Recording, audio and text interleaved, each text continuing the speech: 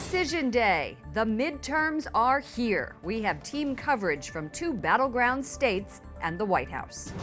Abortion on the ballot. Voters in 3 states are considering measures to help the unborn. Papal Foundation. New details about the leadership of a U.S. organization helping Pope Francis. And Catholic in America. Exclusive new numbers on how the media covered issues important to the faithful ahead of the midterms. On EWTN News Nightly for Election Day, Tuesday, November 6th, 2018.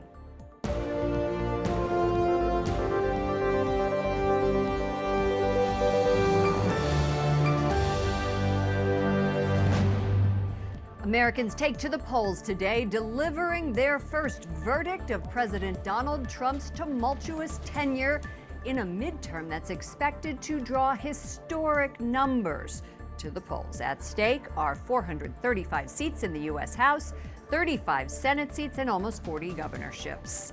Good evening from Washington, D.C., and thank you to those of you joining us from around the world for news from a Catholic perspective. I'm Lauren Ashburn. Immigration, the economy, women's issues, partisanship, all weighed heavily on voters' minds as they cast ballots to decide control of Congress. Though not on the ballot, the president looms large over Decision Day among both supporters and detractors. The highest stakes battle is for the House, where a Democratic victory could fundamentally alter the next 2 years of the presidency. Republicans are widely expected to hold the Senate, but there are a number of very close races there as well. It's been the most divisive midterm election in a generation. Later, we'll have our exclusive findings on the coverage of issues important to Catholics. Our team of reporters across the country tonight listening to Catholics. Correspondent Wyatt Goolsbee is in Texas covering the race between Senator Ted Cruz and Beto O'Rourke. Capitol Hill correspondent Jason Calvi is in Arizona with a virtually tied race between Martha McSally and Kirsten Sinema. And White House correspondent Mark Irons is on the North Lawn of the White House as the president awaits results inside. We'll kick things off tonight with Mark Irons. Good evening, Mark. Good evening, Lauren. President Trump will have family and friends join him in the private residence behind me to watch tonight's election returns. He's coming off a cross-country tour to convince Americans to vote Republican and protect his agenda. You know, the midterm elections used to be like boring, didn't they? Now the president calls them the hottest thing, as the future of his agenda relies on who holds power in the nation's capital. Today, as Americans head to the polls deciding who to send to Washington, President Trump returned to the White House at around 2:45 a.m. after rallying across Midwest America, making one last pitch to voters on midterm eve. If you want more caravans and more crime, vote Democrat.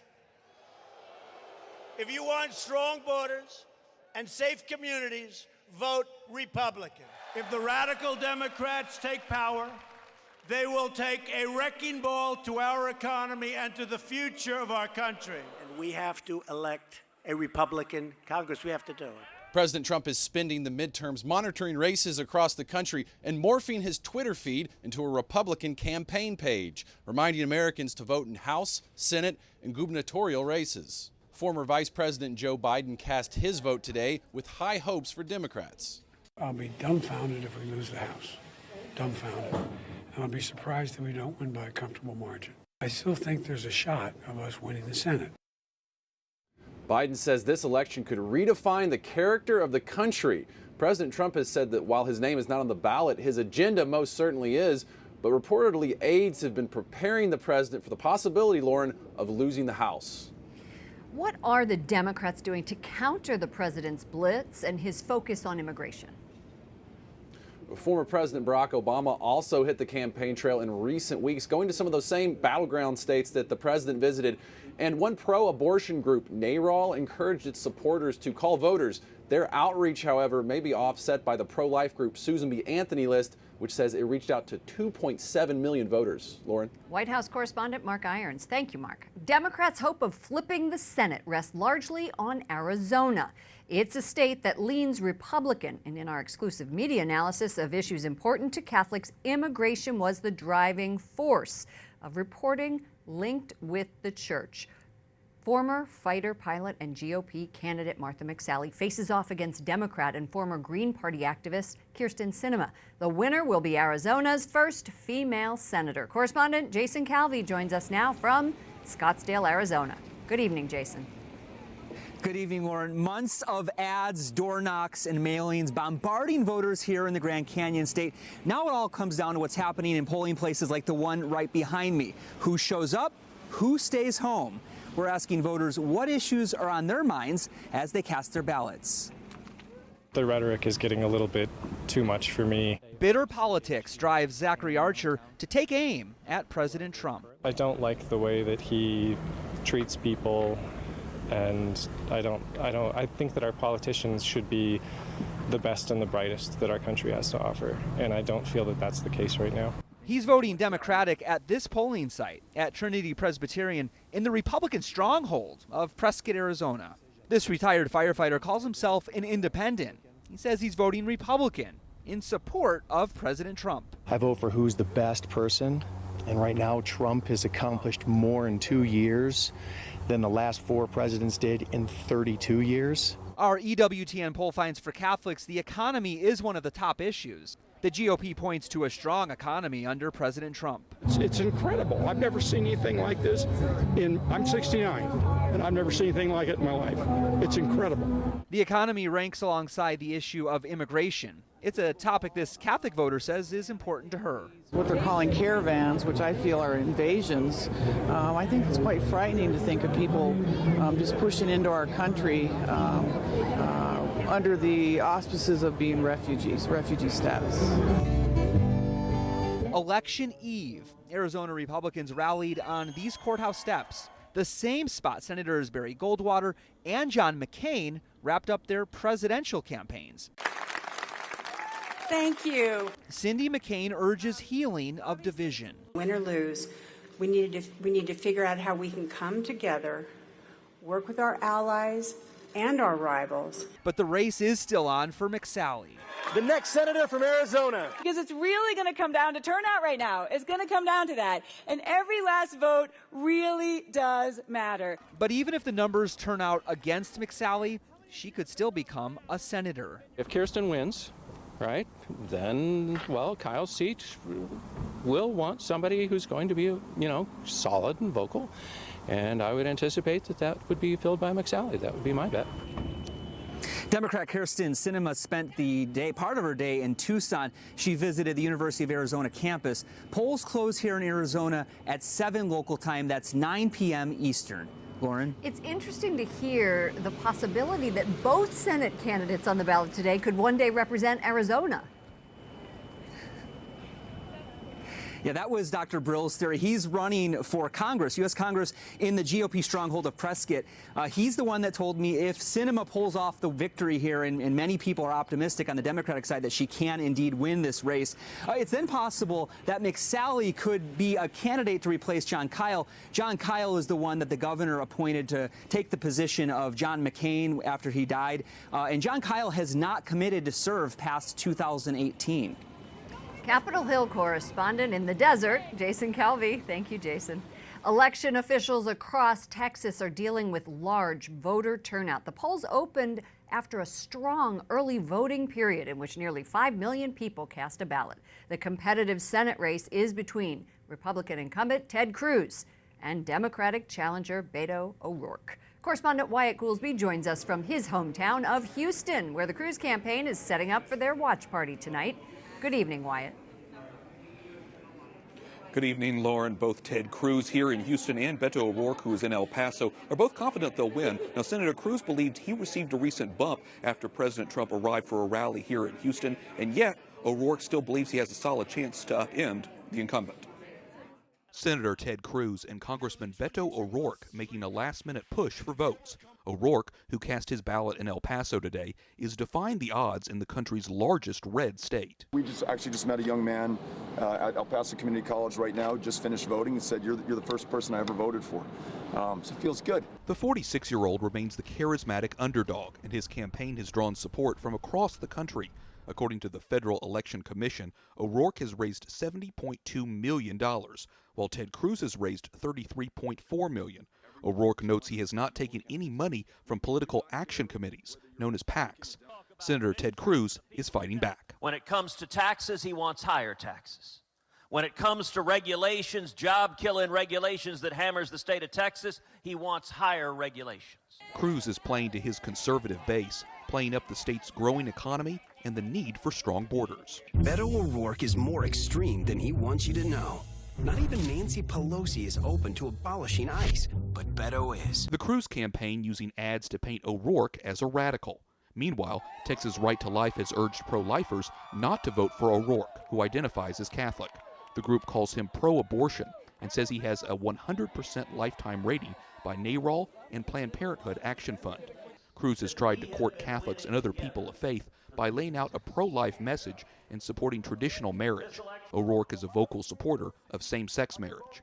Ron Milio, a Catholic construction contractor in Houston, says often neither political party perfectly lines up with the church. He's pro-life, but believes immigrants are often ignored by politicians on both sides.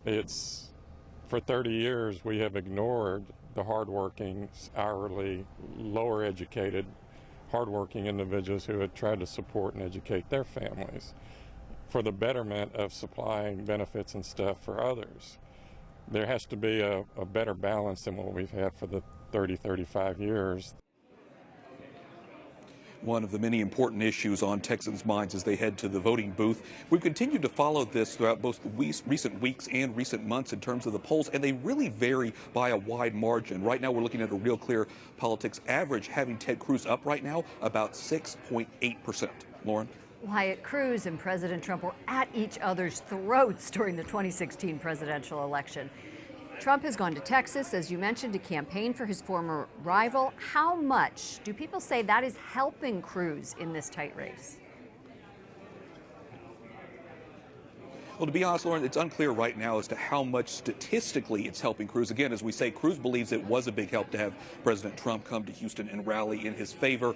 President Trump had promised to do this despite the fact that, as you mentioned, they had a tense political rival and had made that promise back in August that he would come and rally in support of Ted Cruz. In addition, in a statement on the 2020 re-election of President Trump, he also said he's looking forward to celebrating the growing economy here in Texas as well. Lauren?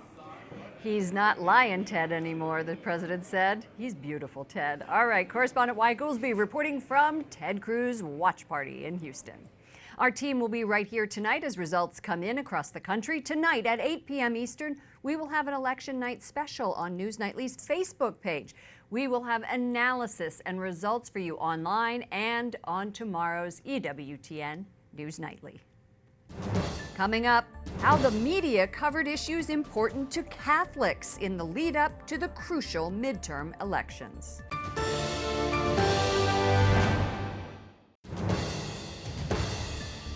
And now our Catholic in America exclusive segment. President Trump spent last month trying to make immigration the top midterm issue. And when it came to media coverage involving Catholics, he has largely succeeded. Based on News Nightly's exclusive analysis of Catholics online, in print, and broadcast, immigration, just behind clergy sex abuse, was the top issue. As Catholics go to the polls, here's what the faithful are reading and seeing across the country. President Trump has claimed without evidence that the group of an estimated 7,000 migrants poses a national security threat. Most of the print, TV, online stories focused on Catholic groups stepping in to help migrants trying to enter the country. From the Arizona Republic, the numbers of families released into southern Arizona were so large that Catholic Community Services opened an emergency shelter in Tucson to house them. And at usnews.com, Catholic Community Services of southern Arizona, coordinating closely with Immigration and Customs Enforcement, recently placed 340 people in motels in Yuma and Tucson. Clergy sex abuse was the other major story in October of concern to Catholics, spiking on October 12th with the acceptance by Pope Francis of Cardinal Donald Wuerl's resignation. The Wall Street Journal wrote, dissatisfaction about how the church hierarchy has responded to priests who sexually abuse children has pushed some Catholics away from the institution.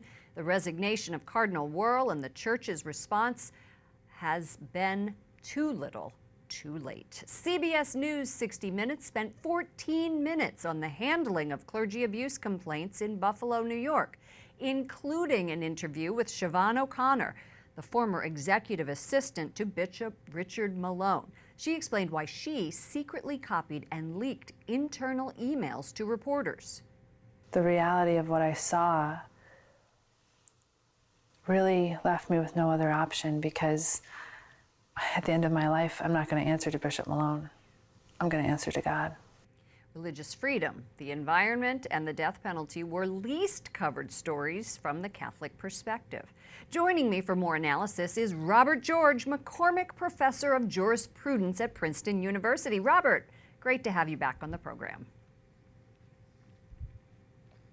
Thank you so much, Lauren. We've been tracking media coverage of Catholics since June. Overall, the tone of reporting about issues associated with Catholics has turned more neutral in October. Why do you think that is?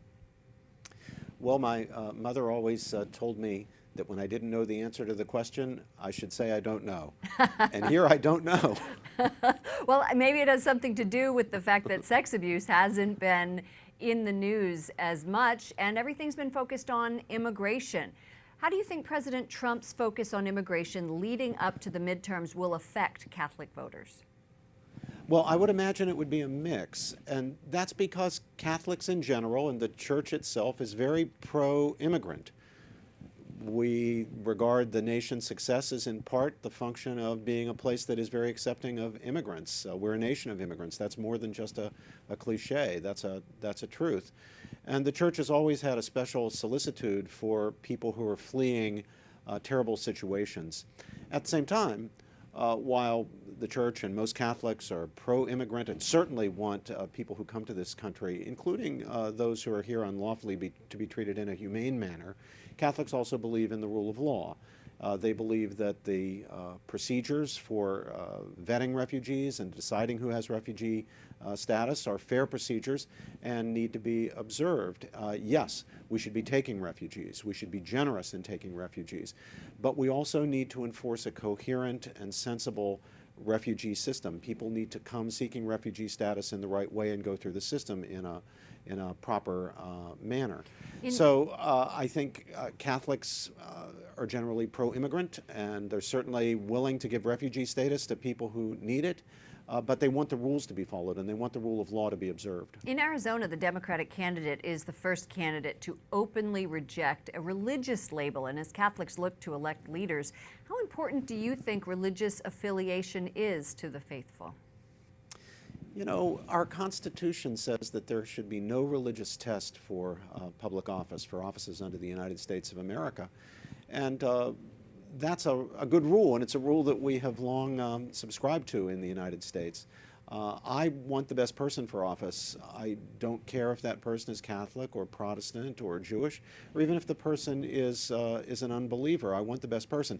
But I do want a person who stands for moral rectitude, someone who stands for decency, who respects human rights, including the rights of the child in the womb, who will stand up for religious liberty, who will stand against the culture of death.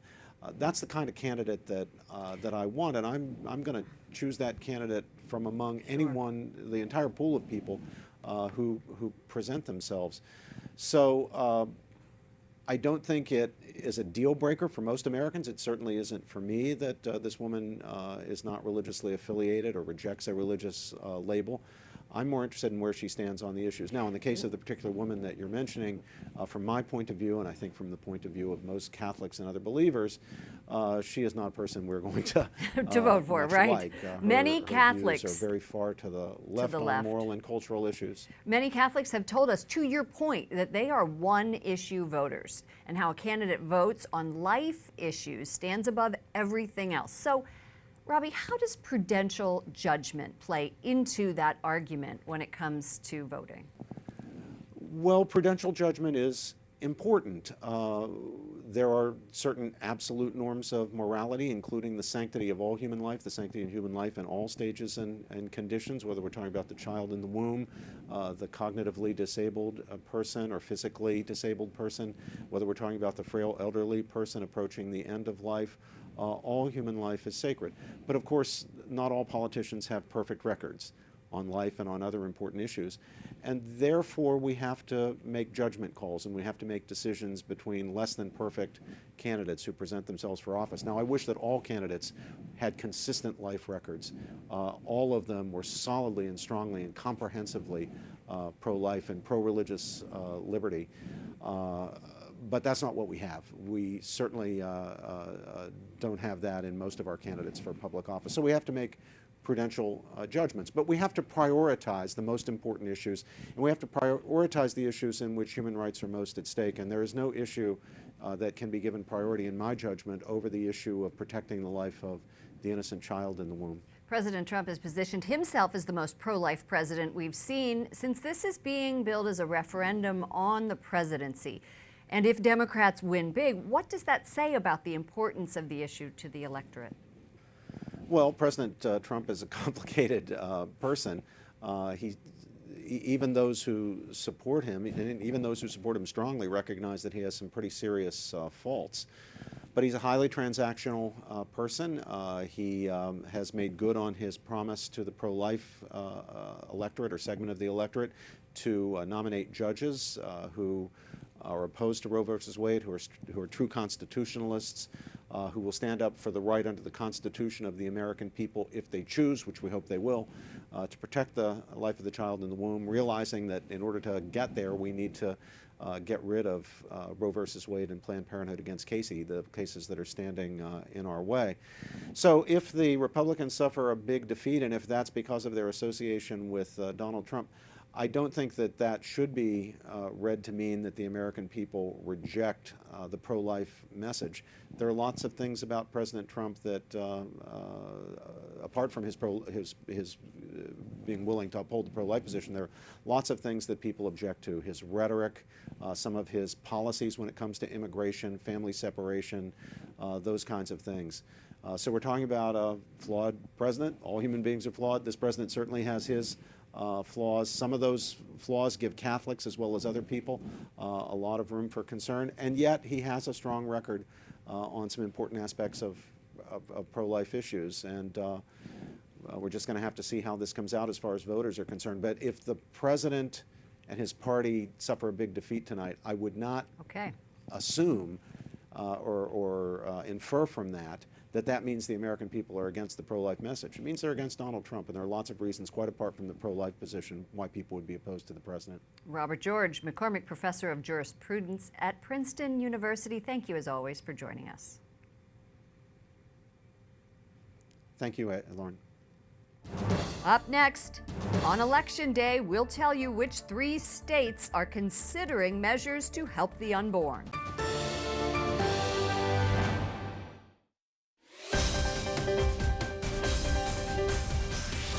Midterm elections are about more than candidates. Also appearing on the ballots are measures regarding abortion and religion. In Alabama and West Virginia, voters are choosing whether to amend their state constitutions to say they do not protect the right to an abortion, nor funding for the procedure. Alabama's ballot also includes a provision on displaying the 10 Commandments in public schools and government buildings. And in Oregon, a measure would prohibit publicly funded health care programs from covering abortion. The Holy Father's chief advisor on sex abuse says he is disheartened by the church's slow progress on the crisis. In comments to the Boston Globe, Cardinal Sean O'Malley says when the U.S. bishops gather next week for their annual meeting, they must ensure serious consequences for those among them who cover up sexual misconduct or engage in it. Vatican correspondent Juliette Lindley joins us from Rome. Juliette, Cardinal O'Malley is the Vatican's point man for the protection of minors. He's a close advisor to Pope Francis, and now he is named, a week ago, the chairman of the Board of Trustees for the Papal Foundation. Tell us what you know about that appointment. Lauren, the Papal Foundation is an American charity with ties to Archbishop Theodore McCarrick, a former cardinal who resigned amid allegations of sexual abuse and misconduct. Now, Cardinal Donald Wuerl was the chairman of the board for 8 years, and he recently stepped down amid allegations that he covered up for abuser priests. Now, the foundation has appointed Cardinal O'Malley as its head, and I spoke to Jim Coffey, the foundation's vice president for advancement, and he says the organization intends to keep doing its work in responding to the needs of the Holy Father. Well, the Papal Foundation has received some negative press lately. What is the controversy specifically? Lauren, the controversy is in relation to a $25 million grant requested by Cardinal Wuerl. The foundation was set to give that grant to a private clinic here in Rome, and that sparked outrage among donors. And only a portion of that grant was awarded. An official says that the new leadership will be looking closely at how the foundation is run to ensure that its members are comfortable with how donations are being handed out. What exactly is the relationship between the Papal Foundation here in the U.S. and the Pope in the Vatican? Lauren, the Papal Foundation was founded to provide financial support for the work of the Holy Father. Its financial reach is huge. Over $150 million have been distributed over the last 30 years. Now, despite what its name might imply, the Vatican does not have financial oversight over the foundation, although grant requests are submitted to the local bishop and are vetted by the Vatican ambassador or apostolic nuncio. The $13 million budget that the board just approved is going to be going to churches, education and health programs, and evangelization and vocation efforts. Now, when the group recently celebrated its 30th anniversary, its members came to Rome, but they didn't meet Francis. Now, that raised some eyebrows in the U.S. Still, the foundation is telling us that it's confident in its relationship with the Holy Father and that it will continue in its job of helping him. Juliette Lindley, EWTN News Nightly Vatican correspondent. Thank you for that great report. Thank you, Lauren. For all of us here at EWTN News Nightly, to all of you around the world, thank you for watching. I'm Lauren Ashburn. Let's keep in touch online. Follow me at Lauren Ashburn on Twitter and Lauren Ashburn EWTN on Facebook. Good night and God bless you.